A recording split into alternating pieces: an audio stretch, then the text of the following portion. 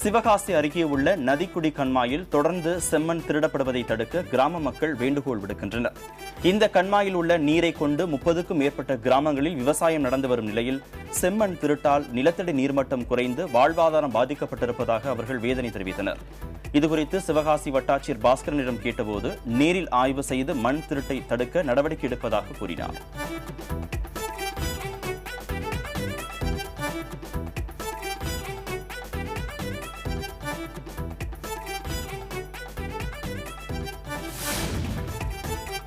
திருச்சி மாவட்டம் நொச்சிமேடு பகுதியில் குடிநீர் வழங்கப்படாததை கண்டித்து கிராம மக்கள் சாலை மறியலில் ஈடுபட்டனர்.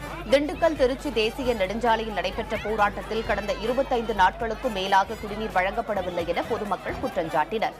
தகவல் அறிந்து வந்த நகராட்சி அதிகாரிகள் குடிநீர் வழங்கப்படும் என உறுதி கூறியதை அடுத்து பொதுமக்கள் கலைந்து சென்றனர்.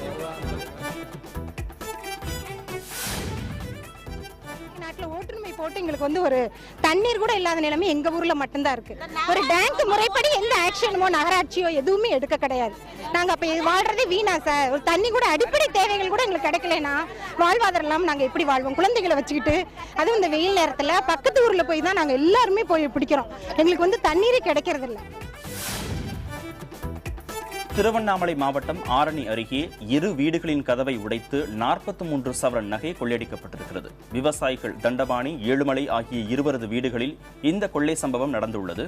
இது தவிர அவர்களது வீடுகளில் 25,000 பணமும் கொள்ளை போய் உள்ளது. சம்பவம் தொடர்பாக ஆரணி போலீசார் வழக்கு பதிந்து விசாரணை நடத்தி வருகின்றனர்.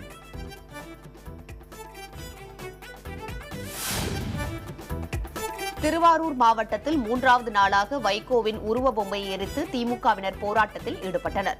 இன்று திமுக கலை இலக்கிய பகுத்தறிவு பேரவை மற்றும் மற்றொரு அமைப்பினரும் இணைந்து போராட்டத்தில் ஈடுபட்டனர். திமுக தலைவர் கருணாநிதி பற்றிய வைகோவின் பேச்சுக்கு எதிர்ப்பு தெரிவித்து அவரது உருவ பொம்மை எரிக்கப்பட்டது.